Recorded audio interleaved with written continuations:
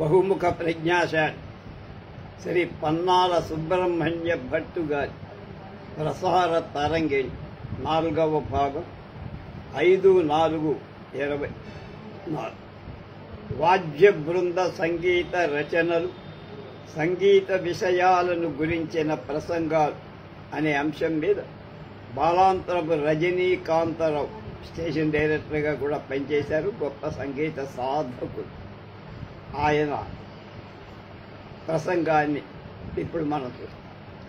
మన దేశంలో వాద్య బృందాలు లేక వాద్య గోష్ఠులు క్రీస్తుకు కొన్ని శతాబ్దాల పూర్వపు దయని అని పూర్వంగానే ఉందని, భరతముని నాట్యశాస్త్ర నాటికే ఉండేవని, వాటిని కుతప్పం అనేవాళ్ళని మన నాట్యశాస్త్రమే చెబుతుంది.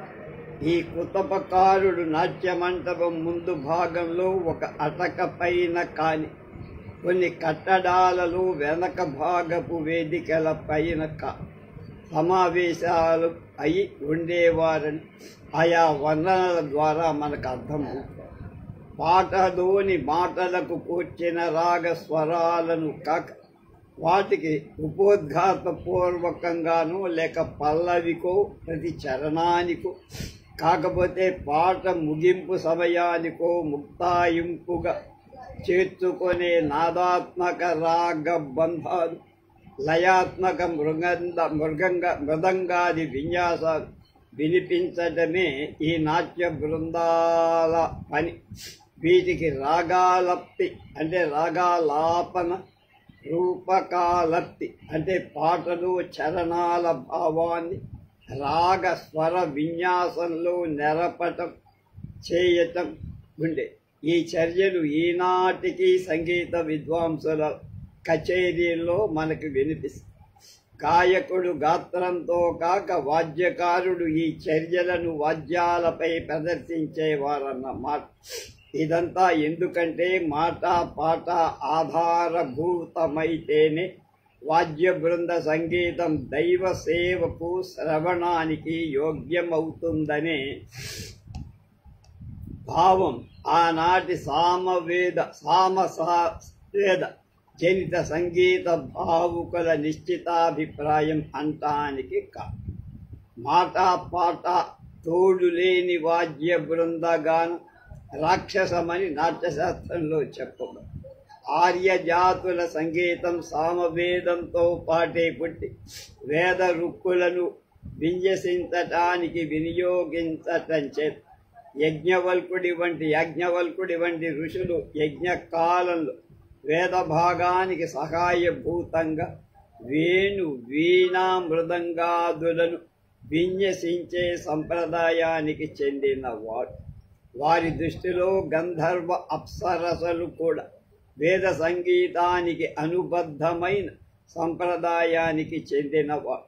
ఈ సంప్రదాయానికి చెందని ఆర్యావర్త దక్షిణాపథాల అంతర్గత ఆదిమ జాతులు కొందరు హిమాలయాలకు అవతలి సరిహద్దుల ఉండే త్రైవిష్టపం అనే మన టిబెట్ భూటాన్ జాతుల వాళ్ళు కొందరు మాట పాట తోడు లేని విలక్షణ వాద్యాలతో పలికించే భయానక నాద రచనలు, బీభత్స లయనాట్య ఘోషలు మొదలైన వాటిని రాక్షస గానంగా ఆనాడు గణించేవాళ్ళని చెప్పాలి. అంటే కొండల లోయలలో అరణ్య గర్భాలలో ఉండే కొన్ని ఆదిమ జాతులు దైవశక్తికి వారు ఆరోపించుకునే భయానక భీభత్స రౌద్ర లక్షణాలకు అనుగుణంగా ఆ సంగీతం ఉండేది అన్నమ. అంతకు మించి క్రీస్తు పూర్వం తరువాత సహస్రాబ్దాలలో చైనీయ చక్రవర్తుల ఆస్థాన చరిత్రల కైఫీయత్తుల ద్వారా 200 మందికి తక్కువ కాకుండా భారతీయ వాద్యకారుల బృందం ఆ చక్రవర్తుల ఆస్థానంలో ఉండేదని, వారిని కచ్చి విద్వాంసులని, వారి సంగీతాన్ని కచ్చి సంగీతమని అనేవారని తెలుస్తారు. కచ్చి నేటి గుజరాత్ రాష్ట్రంలో రాన్ ఆఫ్ కచ్ అంటారు. అక్కడ ద్వారకకు సైనిక్ పైన బ్రోచ్ అని ఈనాడు పిలువబడి బరుకచ్చపం పట్టణం ద్వారా ఓడలపైనో లేదా సింధు నది లోయలు హిమాలయ కందకాలు దాటి నాటుదారినో వారు చైనా చేరుకునే పాట మాట లేకుండా వాళ్ళు భారతీయ రాగాలు లయలను వినిపించేవారు. భారతీయ భాషల్లో గేయాలు వారు గానం చెయ్యలేదని అనుకోకూడదు. క్లుప్తంగా ఇది ప్రాచీన భారతీయ వాద్య బృంద చరిత్ర. ఎవరు చెప్తారు ఈ విషయాలు మనకి?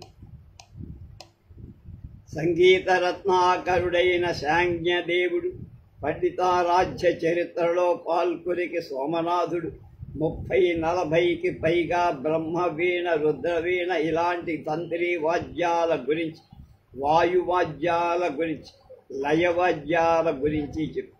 ముందు పేరాలలో సూచించిన రాగాలప్తి, రూపకాలప్తి, వహని ఇత్యాది కొన్ని మాటలతోడు లేని వాద్య సంగీత రచనలను గురించి సూచించారే కానీ వాటి వివరాలు తెలియలేదు. అంతేకాక ఆ విన్యాసాలన్నీ అప్పటికప్పుడు మనోధర్మాన్ని అనుసరించి ఆసువుగా వాయించేవే కానీ వాద్య బృందంపై ప్రదర్శించటం కోసం ముందుగా కూర్చిన సంగీత రచనలు కావు. మొత్తం మీద మన దేశపు సంగీత చరిత్రలో వాగ్గేయ రచనలు, సంగీత నాటక రచనలు కూర్చటానికి తీసుకున్న శ్రద్ధాసక్తులు కాదు. అటువంటి దృక్పథం కాదు.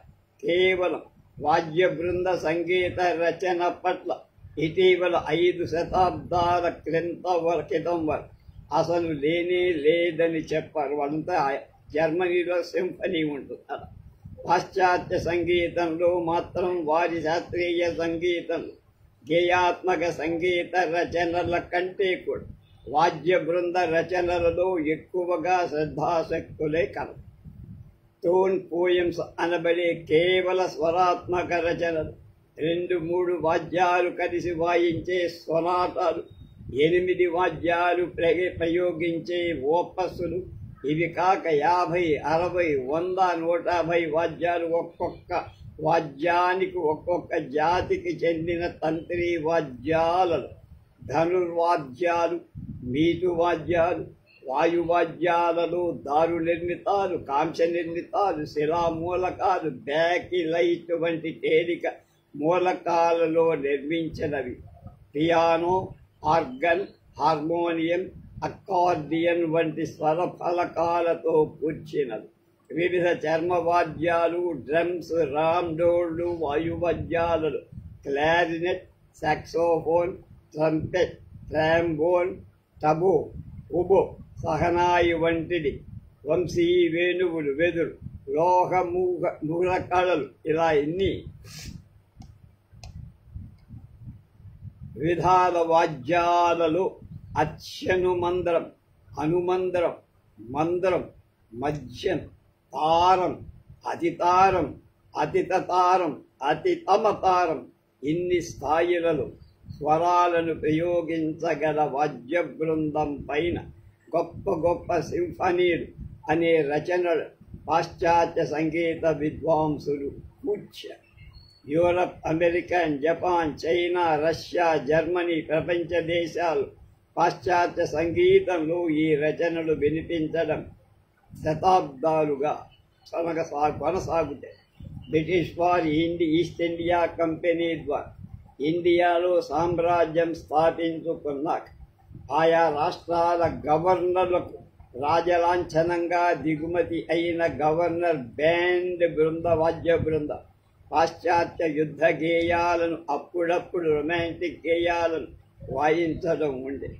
అలాగే మద్రాస్, కలకత్తా, బాంబే, ఢిల్లీ వంటి ప్రధాన నగరాల సామ్రాజ్య పాలన ఉన్నతోద్యోగులతో వాళ్ళ తాబేదారులైన ఆంగ్ల సంప్రదాయ అవలంబులైన భారతీయ ఉన్నత ఉద్యోగ వర్గాలలో, ఆంగ్లో ఇండియన్ వర్గాల్లో పాశ్చాత్య సంగీతాభిమానం క్రమంగా పెరిగి ఆయా వాద్యాలను ఇండియాకు తెప్పించి కొన్ని వాద్య బృందాలు ఏర్పాటు చేసి పాశ్చాత్య రచనలను వాయించి ఇక్కడి ఉన్నత వర్గాల్లో కొంత మనోరంజన కలిగించి ఆయా సంస్థానాధీశ్వరులు, జమీందారులు, Mysore palace band, Thanjavur palace band వంటివి అటు పాశ్చాత్య సంగీత అంశాలే కాక ఇటు మన కీర్తనలు కూడా వాయించి ప్రదర్శనలిచ్చేవి. అప్పటి మద్రాసులో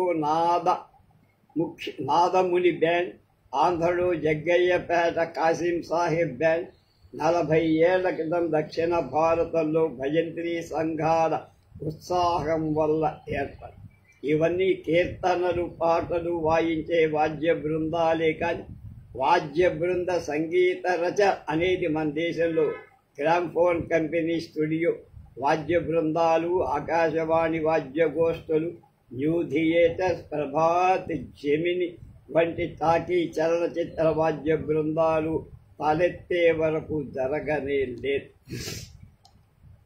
టాకీ చలనచిత్రాల కంటే ముందుగా ఒక దశాబ్దం 20-30లలో మూక చలనచిత్రాలు వచ్చాయి. తెర ముందు హార్మోనిస్టు, తబలావాదకుడు తదాఖ్యాత కూర్చొని ఆఖ్యాత కథా సంవాదాలు చెప్పుకుపోతుంది. తెరపై కనబడే దృశ్యానికి, సంఘటనకి అనుగుణంగా అందులోని రసాన్ని పోషించే సంగీత ధ్వనులను హార్మనీ, తబలాలపై ప్రదర్శించేవారు. ఈ హార్మోనిస్టులు సాధారణంగా మన దేశంలో అంతకు మునుపటి యుగంలోని రంగస్థల నాటక సంగీత దర్శకులు. వారి టాకీ చలనచిత్రాలు రాగానే తొలి విడతలో చిత్రాలకు సంగీత దర్శకులయ్యారు.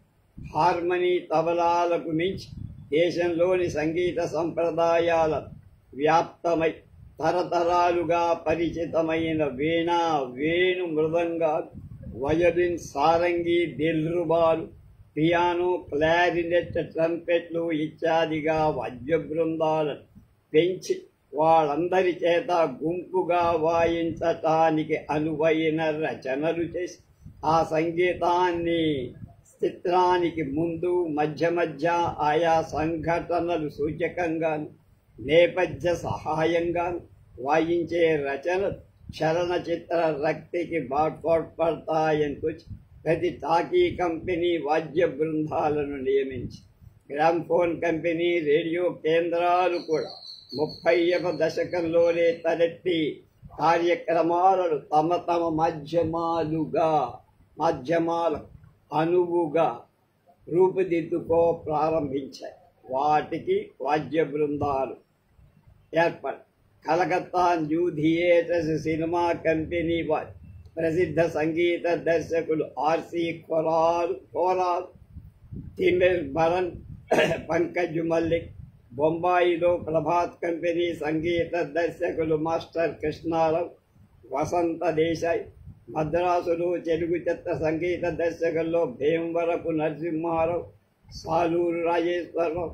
వారి తర్వాత తమిళ, తెలుగు చిత్రాలకు గ్రామ్ఫోన్ కంపెనీకి సంగీత దర్శకులైన కొప్పరపు సుబ్బారావు, సుబ్బరామన్, విశ్వనాథన్, రామమూర్తులు అటు గేయాలకే కాక గేయం లేని కేవలం వాద్య బృందం సంగీత రచనలకు కూడా సంగీతం కూర్చినవారు. జెమినీ కంపెనీ వారు ఉదయశంకర్ నాట్యాచార్యుడు గొప్ప కల్పనాత్మకమైన కల్పన అనే చిత్రాన్ని తీయటానికి వివిధ రాష్ట్ర సంగీత జంత్రవాదకులతో 150 మందికి పైగా దేశంలో అంతటికీ పెద్ద జెమినీ ఆర్కెస్ట్రాని ఏర్పరిచారు. రాజేశ్వరరావు, ఏమని శంకర శాస్త్రి, బాలచందర్ వంటి సంగీత దర్శకులు చంద్రలేఖ వంటి సినిమాలలో గొప్ప నేపథ్య సంగీతాన్ని సృష్టించారు. 1945, 60, 50 మధ్య వచ్చిన సినిమాలు. ఆకాశవాణి ఒక్కొక్క కేంద్రంలో మొదటి దశాబ్దాలలో వాద్య బృందాల వాటిపై కార్యక్రమాల ప్రమాణాలు కొంత దోహదం జరిగిన కాలక్రమేణా 50లు వచ్చేసరికి ఢిల్లీలో, మద్రాసులో మాత్రం కేంద్రీకృతంగా వాద్య బృందాలు ఏర్పడి జెమినీ వాద్య బృందం ఏర్పడినప్పుడు విష్ణుదాస్, షిరాలి, రవిశంకర్ సంగీత రచయితలుగా దర్శకులుగా ఉండే ఆ వాద్య బృందంలోని ఘటుకులైన వాద్యకారులు, దర్శకులు క్రమంగా ఢిల్లీ ఆకాశవాణి వాద్య బృందం ఏర్పడటంతో ఢిల్లీ చేరుకున్నారు. ఢిల్లీ వాద్య బృందం గేయం లేని వాద్య బృందం రచనలు అనేక విధాలుగా రచయింపచేసి వాటిని రేడియో కేంద్రాలలో, కొన్ని మహానగరాల పెద్ద పెద్ద హోటళ్లలో ప్రదర్శనలు ఇవ్వడంతో బొంబాయి, ఢిల్లీల వంటి చోట్ల అశోక హోటల్ ఆర్కెస్ట్రాల ఏర్పాటుకు అవకాశం కలిగింది. ఢిల్లీ ఆకాశవాణి వాద్య బృంద రచయితలు గొప్పగా చెప్పుకోదగ్గ వాళ్ళు రవిశంకర్, పన్నాలాల్ ఘోష్, టి.కె. జయరామయ్య, ఈమని శంకరశాస్త్రి, ఎస్. గోపాలకృష్ణ. వీళ్ళు కాక ఈ వ్యాస రచయిత వలాంతరపు రజనీకాంతరావు కూడా ఢిల్లీ ఆకాశవాణి, మద్రాసు ఆకాశవాణి వాద్య బృందాలు రెంటినీ కలిపి ఆంధ్రీ కళ్యాణి అనే పరిశోధనాత్మక రచన, మద్రాసు వాద్య బృందం పైన ఋతుచక్రం అనే కల్పిత సంగీత రచన, దేవసాళగం అనే అపురూప రాగ రచన ప్రదర్శించాడు బాలాంతరపు రజని. అయితే వాద్య బృంద రచనలు చేసేటప్పుడు సాంప్రదాయక రచనలోని రాగ స్వరూపం స్వర శిల్పిని అంటే కంపోజర్ని ఎప్పుడు బాధిస్తూనే అంటే ఈ రచన ఇలా ఉంటేనే రాగస్వరూపాన్ని చాటుతుంది. రాగస్వరూపంలోనే ఈ క్రియాత్మకమైన ఫలిత ప్రదర్శన సమర్థవంతంగా జరగాలి అని నిర్దేశిస్తుంది. ఈ విధంగా వాద్య బృందాన్ని వినియోగించగలిగితే రచయిత చాకచక్యం కలిగిన వాడే. అది విశేషం. ఆ చాతుర్యం లేనప్పుడు కొంచెం స్వేచ్ఛ తీసుకొని స్వరశిల్పి అన్యస్వరాల సాంకర్యాల శరణు కోల్త. ఈ వాద్య బృంద రచనలో రాగాత్మక రచనలు కొన్ని ఉంటాయి. రాగాత్మకమైనవి కాకుండా మెలడీ నిర్మాణాలు కొన్ని, అంటే అవి నిర్ణీత లక్షణాలను అనుకరించే ఒకే రాగానికి చెందినవి కాకుండా ఈస్థెటిక్ అరేంజ్మెంట్ ఆఫ్ సౌండ్స్, అలా రసపూరిత శబ్దాల అమరిక చేసుకో. కొన్ని చోట్ల లయాత్మకమైన రచనలు, నది పొంగు తరంగాలుగా ఎలా ఉంటుందో చెప్పదలుచుకుంటే వాద్య బృందం చేత పలికించవచ్చు. ప్రత్యేకంగా ఫలానా రాగం వల్లనే నది పొంగులా వినపడుతుంది అని చెప్పక్కర్లా. తరంగిణి లాంటి రాగాలను కూడా వాడుకోవాలి. అదొక చాకచక్యం. వాద్య బృందం రచనలో వాద్యగోష్ఠిలో ఉన్న వాద్యాల తరగతి, వాయువాద్యాలు, ధనుర్విద్యా వాద్యాలు, బీటు వాద్యాలు, స్వరం తెంచేవి, సాంతత్యాన్ని పెంచేవి, స్వరం తెంచేవి, స్వర స్వాంతత్వాన్ని పెంచేవి. అమంతర స్థాయిలో, బేసంత స్థాయిలో పలికే వాటి ఎఫెక్ట్స్ ఉంటాయి. తారాస్థాయిలో కొన్ని ఎఫెక్ట్స్ బాగుంటాయి. ఏ స్థాయి, ఏ పద్ధతి ఎప్పుడు బాగుంటుందో వాద్య బృంద రచనలు చేసే స్వరశిల్పికి తెలుసు. కామదహనం అనే నా వాద్య రచనలు గొప్ప విశేషం లేకపోయినా నేను ఆ వాద్య రచనలో కొన్ని సంకేతాలు నిర్దేశించుకొని ఒక్కొక్క వాద్యాన్ని ఒక్కొక్క పాత్రగా నిరూపించి, ఒకే వ్యక్తి వాగ్గేయకారుడు వాద్య బృంద రచయిత కావడం చాలా అరుదు. అంటే నడిలు లాంటి వాడు సర్వసమర్థులు ఉండరు. నేను విన్న పద్య రచనలు చాలా వరకు స్వరాత్మకంగా ఉండి కల్పన ఆధారాలు అందివ్వనట్టుగా నాకు కనబడుతూ ఉంది. వీటిలో కల్పన చేసి దృశ్యాన్ని, ఒక మానసిక అనుభవాన్ని కలిగించడంలో కొందరు కృతకృత్యులు అయి ఉండొచ్చు. కానీ ఇతరులు చాలా వరకు రాగాత్మకంగాను స్వర సంపుటల విన్యాస సుమత్సోత్తరంగా రచనలు చేస్తూ వచ్చు. ఏ మేఘరంజని రాగానో ప్రస్తరించి మేఘరంజని స్వరాల విన్యాసాలను చూపించేవారు. కానీ కల్పన, ఆలోచన దృష్టి ఉన్నట్లు కనపడవలసిన వాద్య బృంద రచనలు చేసేవాడు దృశ్య నిరూపణ, రసభావ నిరూపణ, ఈ రెంటిని దృష్టిలో పెట్టుకో. స్వరాలు ఎలా ఉపయోగిస్తాయో వాద్యాలు కూడా అలాంటి ఉపకారాలే.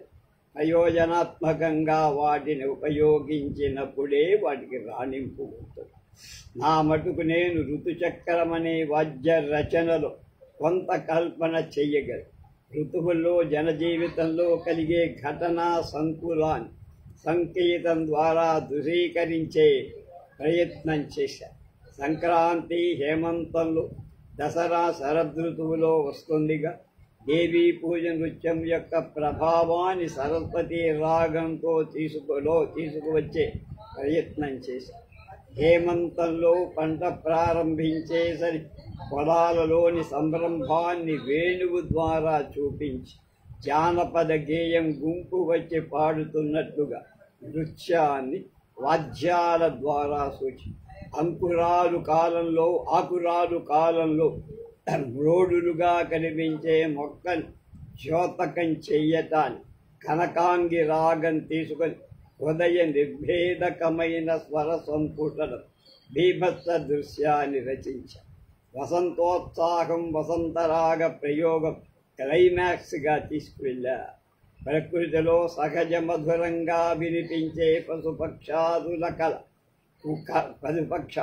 కలకూజితాలు, మలయ పవనాలు, జంఝామారుతాలు, నదీ ప్రవాహ సాగర తరంగ జల తరంగాలు, జలపాతాదుల కదలిక, సూర్య కుటుంబంలోని గ్రహ గోళాల భ్రమణ, ఆధునిక అంతరిక్ష నౌకల కాంతివేగ గమనాలను కూడా వాద్య బృంద రచనలో నిరూపించరు. వీటిలో రాగస్వరూపం కంటే శ్రావ్యంగా ధ్వని గతులను అనుకరించే స్వర విన్యాసాలు ప్రయోగించారు. నిజానికి వర్షం కురుస్తున్న భావం కావాలంటే చిన్న చిన్న చినుకుల జలతరంగిని కినికిడుకులతో ధారాపాతపు పొడుగాటి చినుకుల జల్లును సూచించే 5-6 వయోనిల ధనుర్వాదనం కావు. మేఘాలు గర్జిస్తున్నాయన్న భావం కావాలంటే హనుమంతర స్వరంలో మృదంగ స్వర తరంగిని కాదు. ఎన్ని వయోలిన్ వాద్యాలున్నా ప్రయోజనాత్మక ప్రయోగం లేకపోతే లాభం లేదు. వాద్యగోష్ఠిలో మంచి వాద్య బృంద రచయిత కోర్కెలు పూర్తిగా తీర్చగలిగే వాద్యగోష్ఠి ఇంకా మన దేశంలో లేదు. అంతేనా? దేశీయమైన ప్రతివాద్య సహజ ధ్వని విన్యాసాలు, సార్థక స్థానం, నాదాత్మకారైన ప్రకృతి సహజ ధ్వనులు కళాత్మకంగా బలవంతంగా వినియోగించుకోవటం కూడా మనకి అభ్యాసం కాదు. ఇంకా సంగీత పత్రికా కార్యక్రమాలలో సోదాహరణ ప్రసంగాలు వింటారు. సంగీత ప్రసంగాలు చేసేటప్పుడు వాగ్గేయకారుల విశిష్టత చెప్పేటప్పుడు కాలానుక్రమం పాటించి ఏ వాగ్గేయకారుడు ముందు జన్మించాడు, ఏ వాగ్గేయకారుడు తర్వాత మనం గుర్తుంచు. ఉదాహరణకి చెప్తారు. క్రీస్తు శకం 1502లో చనిపోయిన అన్నమాచార్యులు 32,000 కీర్తనలు రాశారు. 1564లో మరణించిన పురందరదాసు 1,00,000 కీర్తనలు రాశారు. పురందరదాసు రాసిన సూళాదులు, ఉగాభోగాలు, కృష్ణుడి మీద రాసిన కీర్తనలు, పురందర విఠలుడికి అంకితమిచ్చిన కీర్తనలు, మానస భోగ కీర్తనలు, దేవుడికి విన్నపాలు చేసే కీర్తనలు, సాంఘిక విమర్శ చేసే కీర్తనలు, అలా రకరకాలుగా. వీటికి మామూలు అన్నమాచార్యుల కీర్తనలోనే ఉంటాయి. వీటికి మూలం అన్నమాచార్యుల కీర్తనలో ఉంది. పురందరదాసు 16, 100, 150 రాగాల్లో ఉంది. అన్నమాచార్యుల కీర్తనలో 100, 150 రాగాలు కలపరు. పురందరదాసుని మనం కర్ణాటక సంగీత పితామహులు అంటారు. అన్నమాచార్యుని కర్ణాటక సంగీత ప్రపితామహుడు అని తేరవలసిందే కదా అని ప్రసంగంలో చెప్పాం. ఇక సంగీత ప్రక్రియలో గేయ రీతిలో కీర్తన, పదం, జాబలి, తిల్లాన అని ఉంది. అవి ఎప్పుడు ఎలా పుట్టాయో చెప్పు. కోవెల్లోన, రాజు కొలువులోన ఏది ఎక్కడ పుట్టింది, ఎక్కడ వర్ధిల్లింది, ఈ విషయాలు చెప్పేయడం చారిత్రక క్రమ పరిణామం. సామాజిక ప్రజావర్గ జీవితంలో మనోరంజన అవసరాలు దృష్టిలో ఉంచుకొని సోదాహరణ ప్రసంగాలు చేస్తే శ్రోతలకి బాగా కుతూహలంగా. మరొక ఉదాహరణ చెప్తానంటున్నారు రజని. మునిపల్లె సుబ్రహ్మణ్య కవి అధ్యాత్మ రామాయణ కీర్తనలలో రామాయణ కథా కథనంతో నృత్యాత్మకంగా ఉంది. వాటిలో రాగస్వరూపం ఒక్కొక్క చరణంలో నిబద్ధమై ఉండటమే కాక పార్వతితో శివుడు ప్రేమ సంభాషణ చేస్తున్నట్లు పల్లవివుడు చరణాలు రాముడి కథలు చెబుతూ కథావిధ కథలను సుబ్రహ్మణ్య కవి చేసిన అపూర్వ పద్ధతి. ప్రాసలు, అనుప్రాసలు, అంత్యప్రాసలు, ద్వితీయాక్షర ప్రాసలతో తాళం చక్కగా సాగిపోదు. చరణం చివరి భాగం రెండో కాలంలో సాగి పదాల కూర్పులోను సంఘటనలు ధ్వనిస్తూ ఆనందం కలిగిస్తూ ఉంది. వక్త ఇటువంటి రహస్యాలు గ్రహించి ప్రసంగించి కీర్తన గురించి చెప్పేటప్పుడు ప్రతి కీర్తనలోని సాహిత్యం క్షుణ్ణంగా తెలిసి కొత్త ఆలోచనని అందివ్వగలిగా. ఉదాహరణకి ఒక పంచరత్న కీర్తనలో గగనాధిప సత్కుల రాజేశ్వర అని త్యాగరాజు సత్కులజ అని ఎందుకన్నాడు త్యాగరాజు? గగనాధిప సత్కులం అంటే సూర్యవంశం. ఆ సూర్యవంశంలో పుట్టిన రాజరాజేశ్వర అని చెబుతున్నాడని అర్థం ఇందులో నాకు స్ఫురించింది. ఇతర విద్వాంసుల దృష్టికి రానిది ఒక చిన్న విషయం ఉంది. ఏమిటది? సంగీత గ్రంథం రాసిన తుల్జారాజు శాఖజీకి అన్నదమ్ములలోనివాడు. ఆ కాలపు వాడైన శరభోజీకి తింటది. శరభోజీ త్యాగరాజ సమకాలి. శరభోజీ దగ్గర త్యాగరాజు శిష్యులు వెళ్ళి పంచరత్నాలు పాడారు. త్యాగరాజుని పాడమంటే వెళ్ళనను. ఆయన రాజు పేరు కూడా స్మరించలేదు. కానీ శరభోజీ గారి తాత మీద తనకి గౌరవం ఉంది కనుక అది స్ఫురించేలా అక్కడ త్యాగరాజు ఆయన పేరు ధ్వనించేశాడు, రాశాడని నేను భావించానంటున్నా.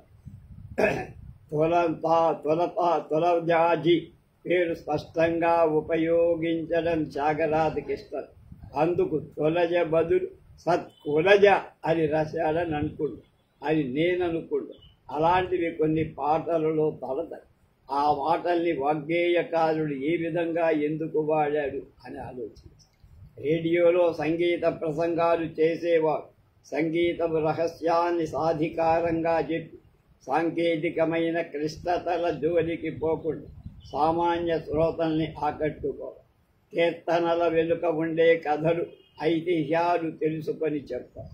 సంగీత విషయాలను గురించి, రచనల గురించి కానీ, ప్రదర్శనలోని సులువు బరువులు మెలకువల గురించి కానీ సంగీతజ్ఞులు, విద్వాంసులు తమలో తాము సాధారణంగా స్వేచ్ఛగా మాట్లాడుకో. వారి వ్యక్తిగతమైనవో లేదా ఘరానా గురు పరంపరాగత సంప్రదాయకమైనవో స్వార్థభావాలు అడ్డొస్తాయి. ఇంకా రసికులు విని తల లోతడం తప్పించి ఎందుకు ఊపుతున్నారు, అవునను కాదను చెప్పడానికి మొహమాటాలు ఉండటం చేత లోపలి భావాలు లోపలే ఉండిపోయి. అందుచేత వ్యక్తిగతంగా కాదు, గురు పరంపరాగత సంప్రదాయ పక్షపాతాలేమీ లేని మనస్సుతో మన సంగీత విషయాలను సంగీతం తెలిసిన రసికులు నలుగురు కలిసి చర్చించుకోవాలి. అనువైన సులభ పారిభాషిక సర్వసాధారణంగా అందుబాటులో అనుభవాలు కలబోసుకోవటానికి వీలుందని చూపించటమే నా ఈ వ్యాసం యొక్క లక్ష్యం అని ఫినిషింగ్ టచ్ ఇచ్చారు వాలాంతరపు రజనీకాంతరావు.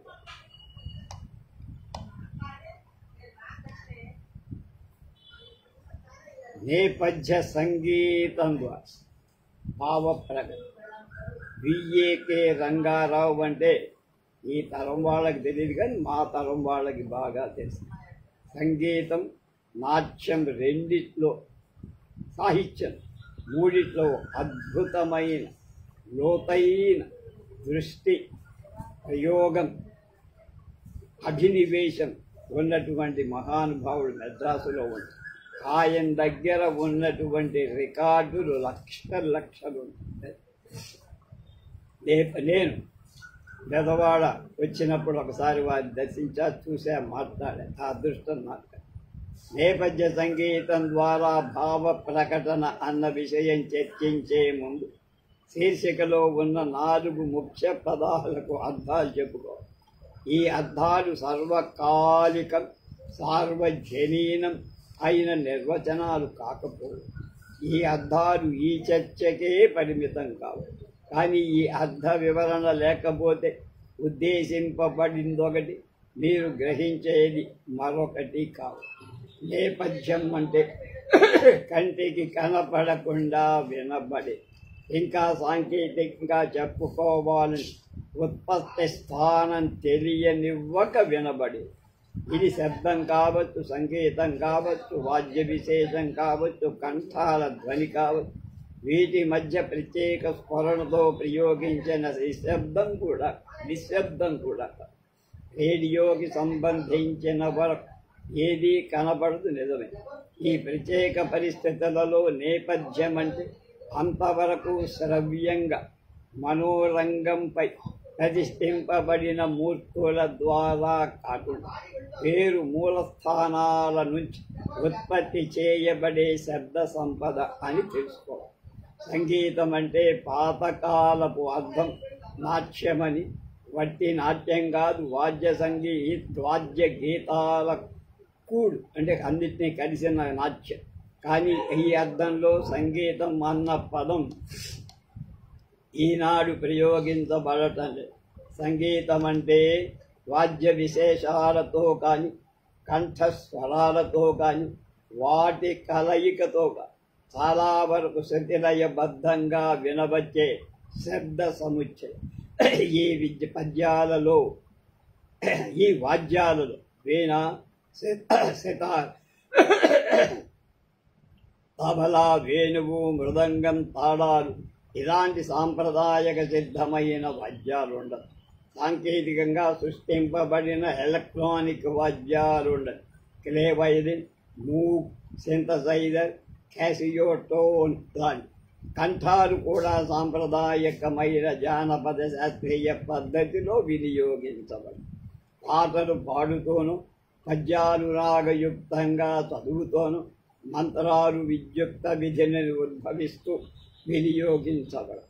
లేక పాశ్చాత్య ధోరణిలో కోరల్ విధానం అంటే మాటలు లేని ఆలాపన పద్ధతి ఉండదు. లేక ప్రయోక్త ఊహలననుసరి అనిబద్ధ సరళిలోను ఉండవచ్చు. సంగీతమన్న ఈ పదానికి రేడియో అర్థం సాధారణంగా అర్థానికి భిన్నంగా లేకపోయిన భావ ప్రకటన పరంగా చెప్పుకోవలసి వచ్చినప్పుడు అది కేవలం ఒక కేక కావచ్చు, ఆర్తనాదం కావచ్చు. అంటే సంగీతంలో మనం సాధారణంగా జోడించే శృతి లయలు లేకపోవచ్చు. అలాగే శబ్దాలు కూడా పళ్ళెం కింద పడినట్టు, అద్దం చెట్లినట్టు, గాజు పలక పగిలినట్టు, కాగితం చిరిగినట్టు, నీళ్లు తొలికినట్టు, ఇంకా ఎన్నో ప్రకృతి ప్రధాన విభావాలు సూచించేవి. గాలి రొద, కీచురాళ్ల సొద, ఉరుములు వరములు, పిడుగులు పడటం, కెరటాలు సోలడం. ఇవే కాక కాలగమనం, ఫ్లాష్ బ్యాక్, పగటి కలలు మొదలైనవి శ్రవ్యంగా సూచించటానికి ప్రత్యేకంగా ఏర్పడిన రేడియో శబ్దకజాలం కూడా కాదు. ఇదంతా సంగీతమేనా అని అడిగితే ఒకే ఒక సమాధానం సాధ్యం. ఈ శీర్షకు సంబంధించిన భావ ప్రకటనకు తోడ్పడే ప్రతి శబ్దం సంగీతమని వ్యవహరింపబడుతుంది. ఇంగ్లీష్లో చెప్పాలంటే ఆర్కెస్ట్రేటెడ్ సౌండ్స్. ఇక మిగిలింది భావ ప్రకటన. భావం అంటే ఏమిటి? స్థూలంగా సులభంగా చెప్పాలంటే నా మనస్సులోని భావం, నేను చేసేది అభినయం. శ్రోత కానీ ప్రేక్షకుడు కానీ అనుభవించేది రసం. ఇది నా స్వంత పరిశోధన వల్ల కనిపెట్టిన పరమసత్యం అనుకుంటే ఎక్కువ. కొన్ని వందల సంవత్సరాల క్రిందట భరత శాస్త్రంలో నిర్వచించబడింది. ఈ భావ అన్న పదానికి ప్రకటన అన్నది జోడిస్తే అభినయం అవుతుంది కనుక వాచికం గాత్రవాద్య విశేషాల వల్ల ప్రకటితమయ్యే మనస్సులో అనుభవాన్ని మననం చేసుకొని ఆ మనస్సుతో ఇతరుల మనస్సులో అదే అనుభవాన్ని అనుకంపిత చేసే పరమోత్కృష్ట ప్రయత్నమే సాత్విక అభినయం. ఇది దృశ్యంగా ప్రధానంగా ముఖ వినిర్ముక్త హావభావాల ద్వారా ప్రకటించబడు. కేవలం శ్రవ్యమే శరణ్యమైన రేడియోలో ఇది కంఠగత శాబల్యం ద్వారా అంటే శ్రవ్యంగా భావ ప్రకటన నేపథ్య పరికరాలతోనే సాధింపబడుతుంది. నేపథ్య సంగీతపు రకరకాల ప్రయోగాలకు సినిమా తావు ఇచ్చినంతగా మరొక మాధ్యమం ఇవ్వదు. దీనికి కారణాలు చాలా. రంగస్థలం వీటన్నిటికీ చోటిచ్చిన అన్ని ప్రయోగాలు నాటక రంగంపై సులభ సాధ్యాలు కావుగా కనుక కొన్ని అడ్డంకులు ఆపులు ఉంటాయి. రేడియోకి ఈ హద్దులు లేకపోయినా ఇతర హద్దులు చాలా దానికి ఉన్నాయి. అందులో దృశ్యం లేకపోయినందువల్ల అనాలోచిత ప్రయోగం అపార్థాలకు దారివ్వదు. ఒక ఉదాహరణ, కల్లోలితమైన మనస్సు సూచించటానికి సినిమాలు ఒక ముఖ క్లోజప్పులు, రైళ్ల రాకపోకల శబ్దాలు దృశ్యంతో దృశ్యం లేకుండా కానీ వినిపించి అదే రేడియోలో ప్రయోగిస్తే హఠాత్తుగా ఆ వ్యక్తి రైల్వే స్టేషన్కి వెళ్ళాడను, రైలు ఎక్కాడను భ్రమ కలగదు. అందువల్ల రేడియో ద్వారా ప్రయోగించటానికి రూపొందించబడే నేపథ్య సంగీతం అనుభవజ్ఞులే చేపట్టాలి. అయితే కొన్ని ముఖ్య విషయాలు గుర్తు చేసుకో. చౌళి, మౌళి, భూపాలం, మలయమారుతం రాగాల ప్రయోగం వేణువు వయోలిన్ల ద్వారా వేకువ జామున సూచించవు. దాక్షిణాత్య సంగీతంలో శ్రోతకి పరిచయం ఉంటేనే ఈ సూచన అర్థం.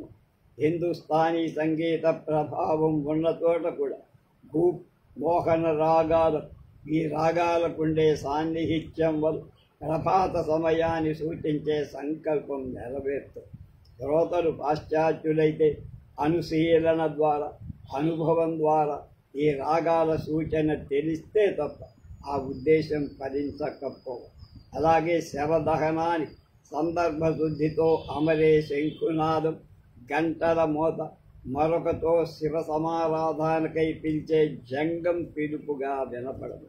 వీటి ప్రయోగాలు గందరగోళం లేకుండా జరగాలంటే దేశ కాల ఆచార వ్యవహారాలు దృష్టిలో పెట్టుకోవాలి. అయితే అందరికీ అర్థమయ్యే శబ్ద విశేషాలే లేవా? అది దేశాల సినిమా, రేడియో, టెలివిజన్ల ద్వారా ప్రాచుర్యం పొందిన శబ్ద పదజాలం ఒంటరితనాన్ని, ఒక విధమైన నిస్పృహను సూచించడానికి దూరంగా వినబడే రైలు కోత వినవిస్తుంది. అతలాకుతలమైన హృదయ స్థితిని చెప్పడానికి యాంత్రిక వాహనాల హోరు కనిపిస్తుంది. నిర్మలత నిశ్చలత సృష్టించట నెమ్మదిగా పారుతున్న ఏటి ముర్మురు ధ్వని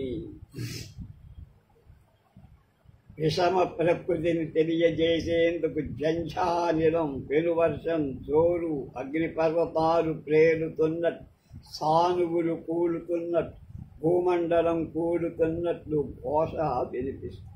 నవనవోత్తేజంగా వసంతాగమనంలో పులకిస్తున్న ప్రకృతి మూర్తీభవింపజేసేందుకు పెచ్చల కువక్కువలు కనిపిస్తుంది. రానున్న ఉత్పాతాన్ని తెలిపేందుకు విరామం లేకుండా శృతి హెచ్చుతూ సాగే శబ్దాన్ని వినిపించవు. జానపదుల జీవన విధానాన్ని శాస్త్రీయ ద్యోతకం చెయ్యని వేణునాదం పలికి ఆటవికుల ఆటపాటలకు ఆదిమలయలో సాగే మార్దంగిక శబ్దాలు పాశవిక శక్తుల విశృంఖలత ఉద్రేకపూరితమైన డప్పుల వాద్యం బాగా ఉపయోగపడు. ఒక దేశంలో ఒక కాలంలో ప్రభవించిన మారిన పరిస్థితులను అనుసరించి సార్వజనీనతను సంతరించుకున్న శబ్ద సమూహాలున్నాయి. ఉదాహరణ, హరే రామ హరే కృష్ణ నినాదాలు చెప్పుకో.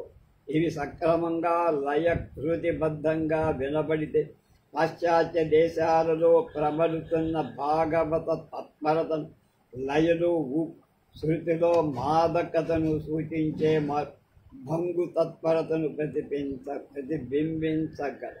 అలాగే ప్రణవనాదమైన ఓంకార శబ్దం, ఇది సౌమ్యంగా ఆధార షడ్యమాని దగ్గరగా ఉంటే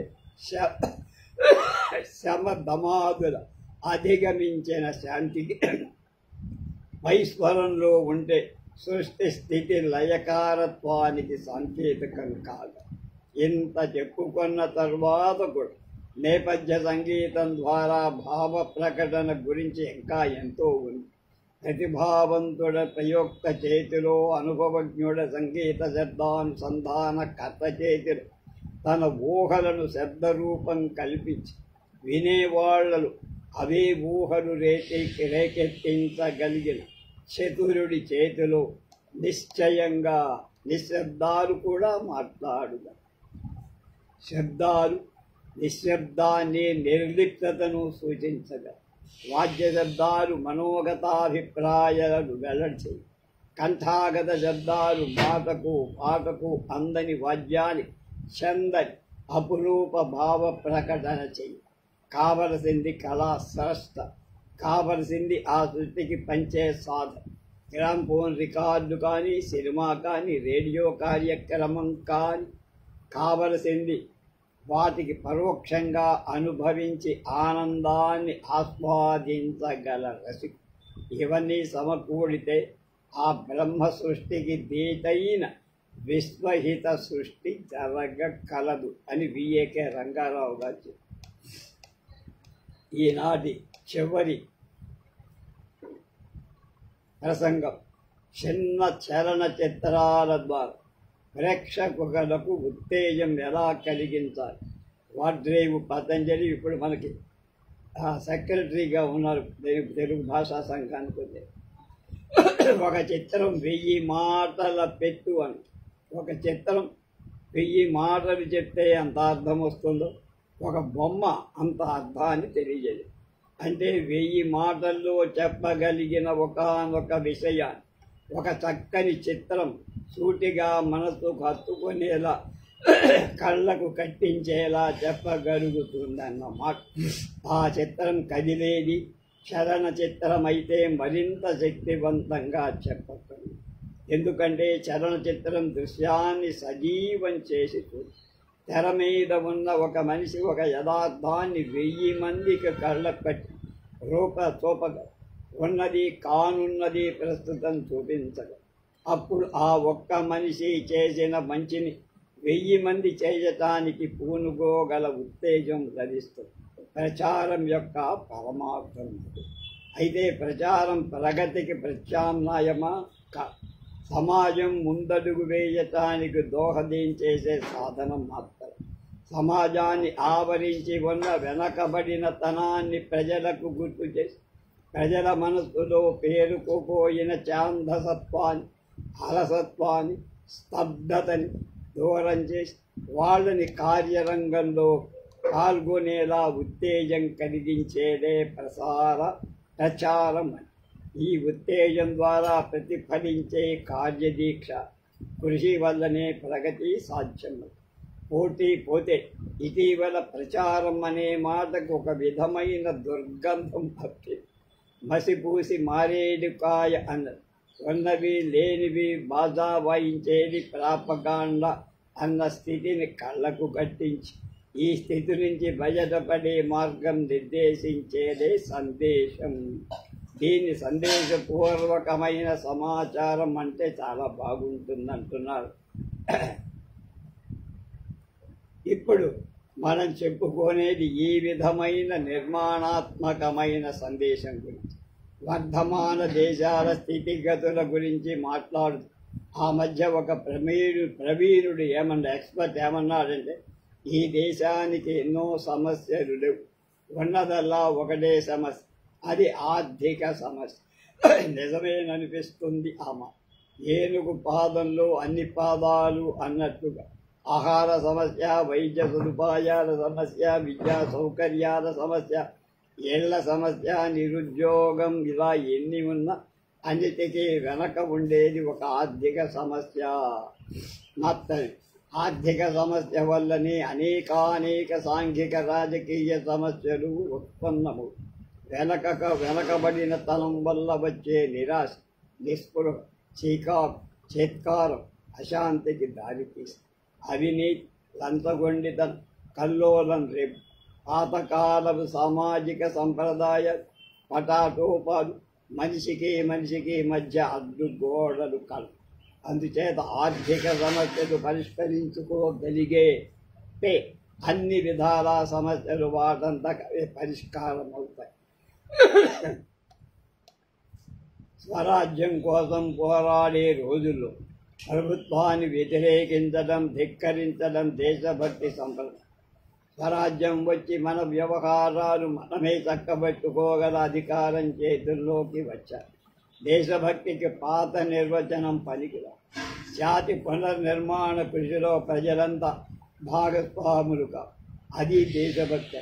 వరదాడవారన్నట్టు దేశాభిమానం అంటే వట్టి గొప్పలు చెప్పుకోవటం కాదు, గట్టి మేలు తలపె. మేలు అంటే మన మేలు, కుటుంబం మేలు, వాడ జాతి మేలు అంటే మనందరి మేలు మన చేతుల్లోనే ఉంది. ఈ పరమ సత్యాన్ని ప్రజలకు తిరిగి గుర్తు చేసి వారిలో సహకార యత్నానికి ఉత్తేజం కలిగించటమే ప్రచారం యొక్క ఉద్దేశం. ఆత్మవిశ్వాసం, వ్యక్తి గౌరవం, సమాజ శ్రేయస్సు పెంపొందించడమే ప్రచారం లక్ష్యం. ఈ ప్రచారం ముద్రితం, శ్రవ్యం, దృశ్యం అని 3 సాధనాల ద్వారా ప్రసారము. ముద్రితం అంటే అచ్చువేసిన పత్రిక, పుస్తకాలు, కరపత్రాలు. ఈ దేశంలో ఇంకా నిరక్షరాస్యత ప్రబలి ఉన్నందున ప్రజలలో చాలా భాగం అచ్చు ద్వారా అందించిన సందేశాన్ని చదువుకోను లేరు, దానిలోని సారాంశాన్ని గ్రహించను లేదు. అందుచేత శ్రవ్య దృశ్య సాధనాల ప్రాముఖ్యం పెరుగు. శ్రవ్యం అంటే వినేది. రేడియో శ్రవ్య సందేశానికి ప్రధాన సాధన. ఇప్పుడు దేశంలో 80కి పై తెలుగు ఇప్పుడు చెప్పారు రేడియో స్టేషన్లు. వీటి ద్వారా 100కి 90 మంది జనాభా సందేశం అందించగల అవకాశం. అయినా రేడియో వినేవారి సంఖ్య, వినగల వారి సంఖ్య పరిమితం కావడం, ఆ విన్నవారికి కూడా ప్రత్యక్ష సాక్ష్యం లేకపోవడం, ఆశించిన ప్రయోజనం పూర్తిగా సిద్ధించగల అవకాశం తక్కువగా అయిపోయింది. అందువల్ల దృశ్య సాధనాలు ఉపయోగించాల్సిందే. ఎగ్జిబిషన్లు దృశ్య సాధనాలు. కానీ మనం ముందు చెప్పుకున్నట్టే కదిలే చిత్రాలకి మనసు ఆకట్టుకునే లక్షణం. చిన్న చలనచిత్రాలను డాక్యుమెంటరీ అంటే ఉన్నది ఉన్నట్టు జరిగినట్టు చూపించేదని. డాక్యుమెంట్ అంటే సాక్ష్యపత్రం. డాక్యుమెంటరీ చిన్న చిత్రాలే, కానీ చిన్న చిత్రాలన్నీ డాక్యుమెంటరీ. దేశానికి స్వాతంత్రం వచ్చే నాటికి మనకి ఇన్ఫర్మేషన్ ఫిలిమ్స్ ఆఫ్ ఇండియా అనే సమాచార చలనచిత్ర వ్యవస్థ ఉండేది. యుద్ధరంగ వార్తలు, పౌరరక్షణ కార్యక్రమాలు, ఆనాటి సమాచార చిత్రాల ఇతివృత్తాలు 1948లో ఫిలిమ్స్ డివిజన్ స్థాపించబడటంతో వారానికో న్యూస్ రీల్ తయారు చేసే ఏర్పాటు. వీటిలో దేశ పురోభివృద్ధికి సంబంధించిన అనేక కార్యకలాపాల విశేషాలు చూపించేవారు. అయితే ప్రజలు వినోదం కోసం కథా చిత్రాలు విరివిగా తయారవుతున్న నిర్మాణాత్మకమైన సందేశాన్ని అందజేసే చిన్న చిత్రాల అవసరం ఎంతైనా ఉందని ప్రభుత్వం గుర్తించింది. దాంతో ఫిలిమ్స్ డివిజన్ డాక్యుమెంటరీల నిర్మాణం ప్రారంభం. విజ్ఞానదాయకం, విద్యా విషయం అయిన చిత్రాలు ప్రతి సంవత్సరం దాదాపు 100 తయారు చేస్తూ వచ్చి డాక్యుమెంటరీల తయారీ చాలా కాలం వరకు ఫిలిమ్స్ డివిజన్ వాళ్ళకి పరిమితమైన. ఇప్పుడు చాలామంది ప్రైవేట్ నిర్మాతలు కూడా చిత్రాలు తీసి ఫిలిమ్స్ డివిజన్ ద్వారా దేశమంతా పంపిస్తున్నారు, చూపిస్తారు. సందేశం ఏమిటి? సందేశం ఎవరి కోసం ఉద్దేశించబడి అనే ఈ రెండు అంశాల మీద ఆ సందేశం ఎలా అందచేయాలి అనేది ఆధారపడి. ఎందుకంటే అందించిన సందేశం వల్ల చిత్రాన్ని చూసిన ప్రేక్షకులు ఉత్తేజితులు కావాలి. కొత్త తరహా వ్యవసాయ పద్ధతుల గురించి సమాచారం అందియాలంటే రైతు జనానికి అర్థమయ్యే రీతిలో వారికి పరిచితమైన సామాజిక వాతావరణంలో చిత్రీకరణ జరగాలి. చిత్రీకరణతో పాటు వ్యాఖ్యానం సులువైన భాష, రైతులకు సామాన్యులకు సూటిగా వచ్చే నచ్చుబాటుగా కళ పద్ధతిలో రైతులకు ప్రేరణ లభించాలి. పోతే అణుశక్తి కేంద్రాల గురించి చెప్పే చిత్రాలు కేవలం విజ్ఞాన శాస్త్రాలు తెలిసిన వాళ్ళకే కాదు సామాన్యులకు కూడా అర్థమయ్యేవిగా ఉండాలి. ఇక్కడ స్వానుభవంతో ఒక మాట చెబుతా. నేను గోదావరి జిల్లా వాణ్ణి. నేను రాసిన వ్యాఖ్యానాలు సర్కారు జిల్లాలో చక్కగా అర్థం చేసుకునేవారు. ఈ ప్రాంతాలకు వచ్చినప్పుడు మిత్రులు, అధికారులు కొన్ని చిత్రాల్లోని వినోదాత్మక వ్యాఖ్యానాలు నాకు వల్లె వేసేవారు కూడా. మాండికాల భాష రాస్తే ఇబ్బంది ఏమిటంటే ఇతర మండలాలలోని ప్రజలు అర్థం చేసుకోవడానికి ఇబ్బంది. సులువుగా అర్థం కాగల పత్రిక భాష రాస్తే చాలు. ఇక మన దేశంలోని అక్షరాస్యత, బుద్ధి స్థాయి గమనించితే చిత్ర నిర్మాణంలో సూచ్యప్రాయంగా వదిలివేసే సన్నివేశాలు ఉండరా. ప్రయోగాత్మక ధోరణు కనబడిస్తే సామాన్య ప్రేక్షకుల తల మీద నుంచి పోతాయి. చిత్ర నిర్మాణంలో ఎంత శ్రద్ధ తీసుకున్నా, ఎంత శ్రమపడ్డా ఒక్కొక్కప్పుడు సామాన్య ప్రేక్షకులు నిర్లిప్తంగా నిర్లక్ష్యం చూపిస్తారు. అలాంటప్పుడు కార్టూన్ చిత్రాలు బాగా పనికొస్తాయి. వినోదంలో విజ్ఞానం అందిస్తాయి. అలాగే స్థానీయ కళారూపాలైన బుర్రకథ, తోలుబొమ్మ లాంటివి కథాకథనానికి వాడితే ఎఫెక్ట్ బాగా. ఈ ప్రక్రియలు ఇప్పుడు చిన్న చిత్రాలలో ఎక్కువగా వాడుతున్నారు. ఇంకొక విషయం ఏమిటంటే ఫిలిమ్స్ డివిజన్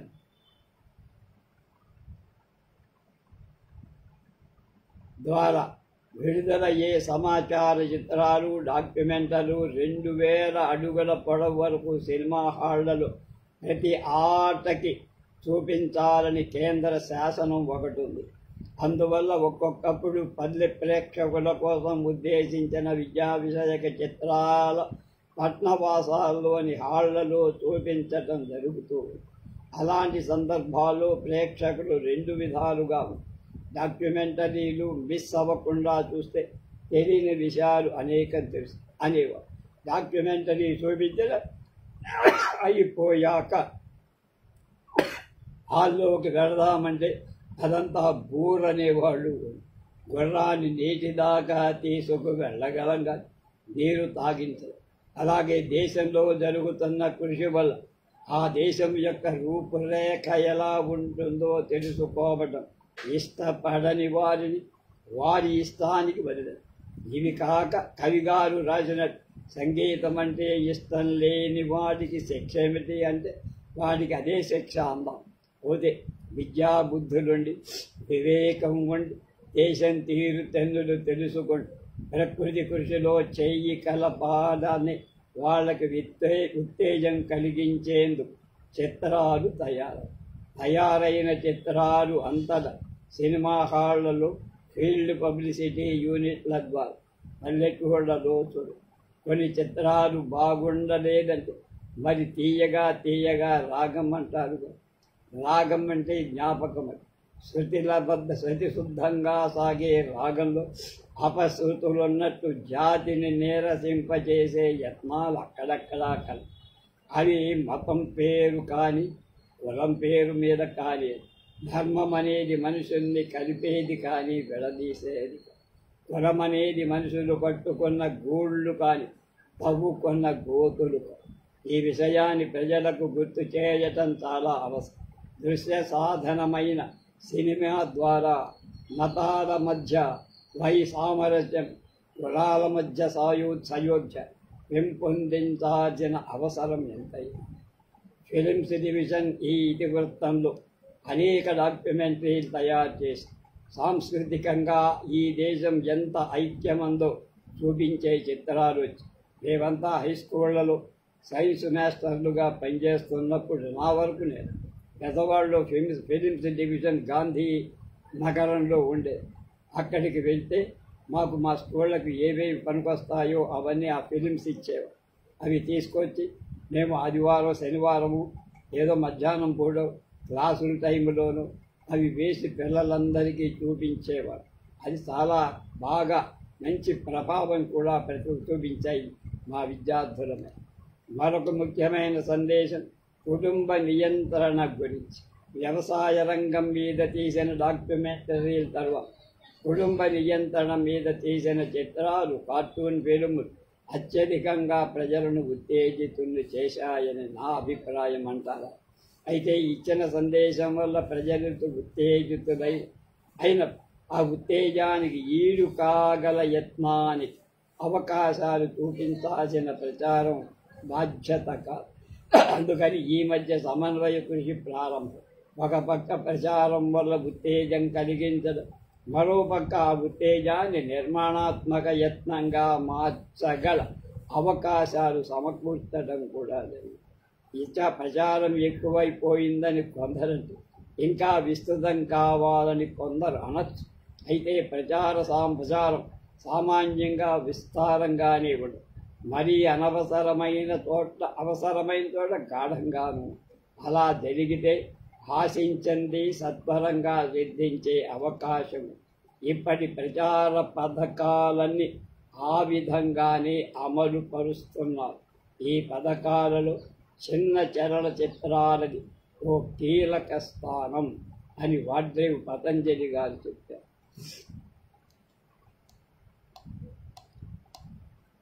రేపు చలన చిత్రాల ద్వారా సందేశం అని శ్రీ పి రాజా రామ్ దాసు గారు ఏం చెప్తారో రేపు